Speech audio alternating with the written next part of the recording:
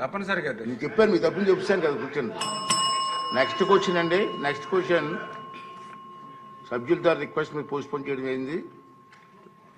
ఇప్పుడు 12/1/278 మినిస్టర్ గారు, సాంఘిక సంక్షేమ శాఖ మంత్రి గారు.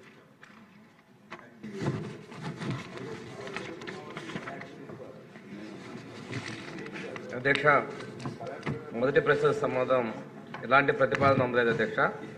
రెండవ ప్రశ్న సమాధానం ఈ ప్రశ్న ఉత్పన్నం కాదు అధ్యక్ష. ఆనందరావు గారు. ధన్యవాదాలు అధ్యక్ష. అధ్యక్ష, అంబేద్కర్ కోనసీమ జిల్లా కేంద్రమైన అమలాపురంలో డిగ్రీ కాలేజీలు సుమారు 8 ఉన్నాయి అధ్యక్ష. 8 కాలేజీలు ఉంటే ఒక్కడు కూడా గవర్నమెంట్ కాలేజీలు లేని సందర్భంలో గౌరవ మానవ వనరుల అభివృద్ధి శాఖ మంత్రులు లోకేష్ బాబు గారు మొన్న కాలేజీని షిఫ్టింగ్లో ఇచ్చారు అధ్యక్ష. దాన్ని సుమారు 5 ఎకరాల స్థలంలో ఆ కాలేజీని ఏర్పాటు చేసాం అధ్యక్ష.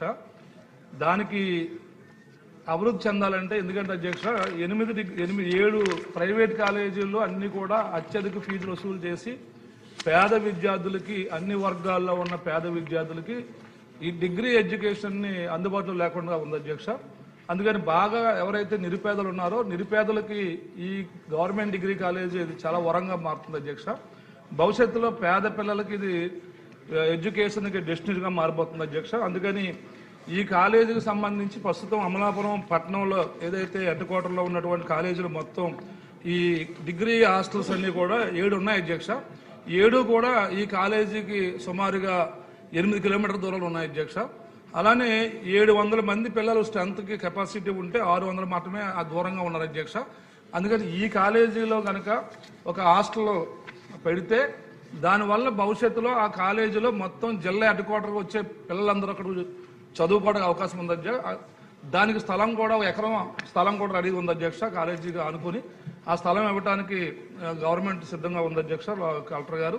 కాబట్టి అందులో గౌరవ మంత్రి గారిని మీ ద్వారాగా ఒక హాస్టల్ మంజూరు చేసి పేద విద్యార్థులకి డిగ్రీ ఎడ్యుకేషన్ అందించాల్సిందిగా కోరుతున్నాను అధ్యక్ష.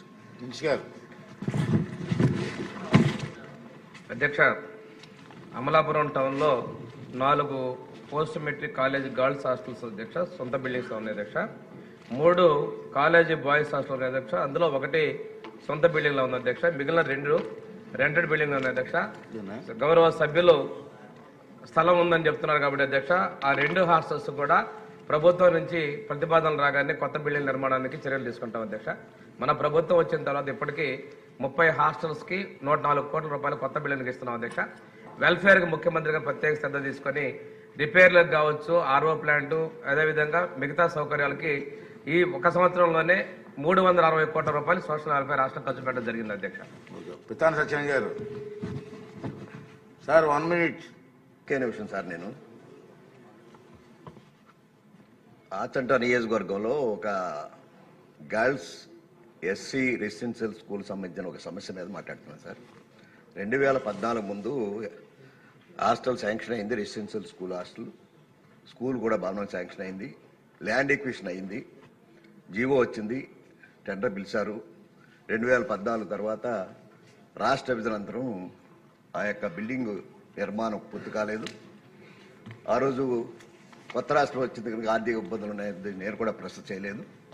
కానీ మళ్ళీ 1924 వచ్చినప్పుడు ఆర్థిక మళ్ళీ లోట్లు జగన్మోహన్ రెడ్డి గారు వచ్చిన తర్వాత ఇబ్బందులు పడతా ఉన్నాం. అయినప్పుడు కూడా ల్యాండ్ ఎక్విజిషన్ అయింది, అద్దె భవనాల్లో ఉన్నాయి. రెసిడెన్షియల్ స్కూలు గర్ల్స్ యొక్క ఇబ్బందులు చూస్తున్నట్టయితే దానికి సదుపాయాలు ఇన్ని ఇబ్బందులు ఉన్నా కూడా రెసిడెన్షియల్ స్కూల్ ఇమీడియట్గా నిర్మాణం చేయాలనేది ఆచరణ నియోజకవర్గంలో మంత్రి గారు కూడా ఇచ్చారు. దానికి సంబంధించినంత వరకు ఇంతవరకు దాని మీద చర్య తీసుకున్నట్టు కనిపించట్లేదు మంత్రి గారు.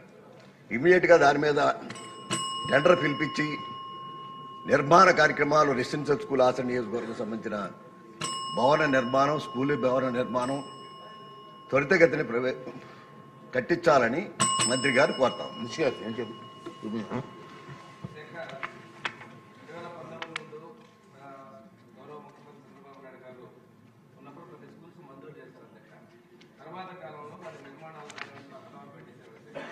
ఇప్పుడు గౌరవ సభ్యులు చెప్పినట్లుగా ఈ బిల్డింగ్ కి పరిశీలన చేసి అది కొన్ని ఫేజ్డ్ మేనర్లో కంప్లీట్ చేసేందుకు చర్యలు తీసుకుంటాం అధ్యక్ష.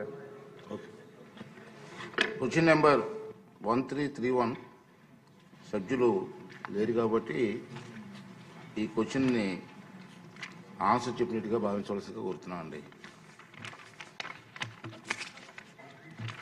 నెక్స్ట్ క్వశ్చన్ 1170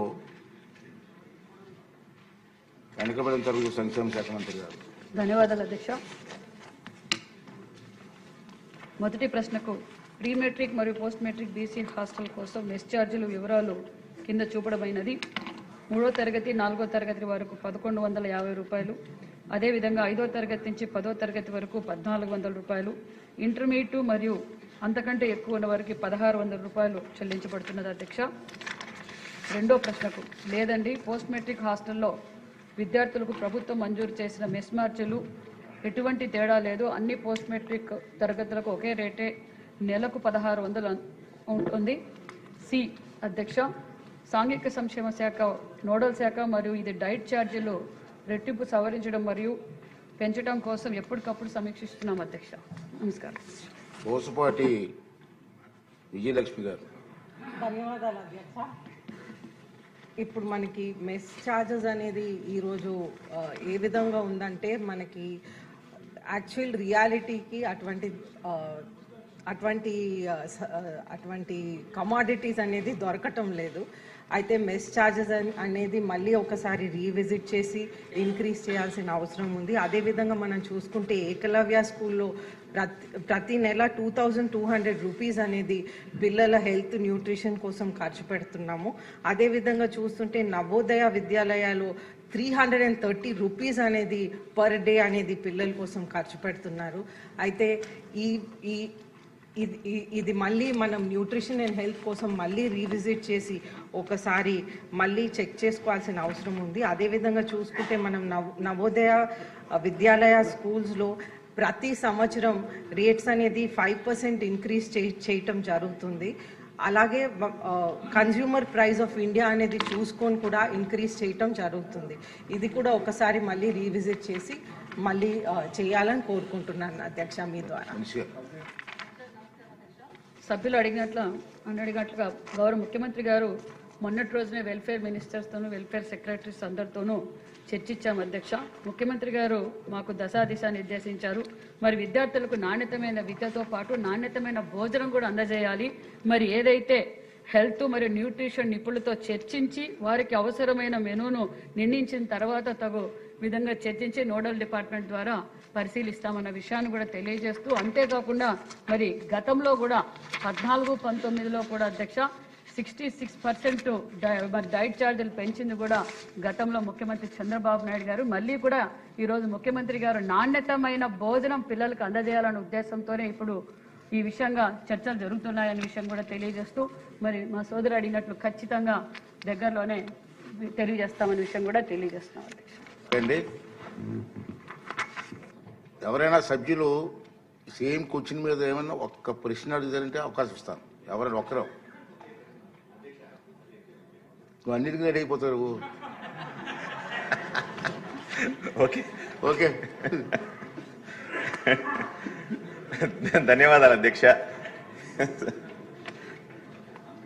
అధ్యక్ష, మనకు 993 హాస్టల్లో 85,000 మంది విద్యార్థులు ఉన్నారు.